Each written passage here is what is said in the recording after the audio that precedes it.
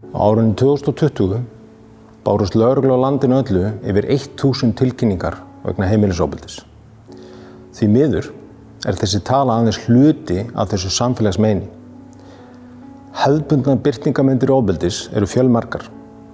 Til dæmis hafa afskiptaleysi og vanræksla verið skilgreind sem eitt form ofbeldis.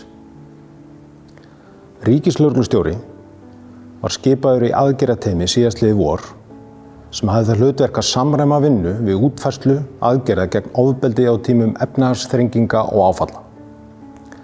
Eitt verkefni í þeirri aðgerðaáætlun var að gera úttekt og greiningu á ofbeldi gegn öldruðum. Það kom í okkar hlut hjá greiningadeild ríkislögreglustjóra að gera það. Okkar niðurstaða sú að þetta að mörgu leyti hulinn vandi og það séu mörg tækifæri fyrir lögreglu og aðrar stofnanir að bæta þjónustuna við aldraða þolendur ofbeldis. Eitt öruggt. Það nauðsynlegt að skoða þennan vanda í stærra samhengi.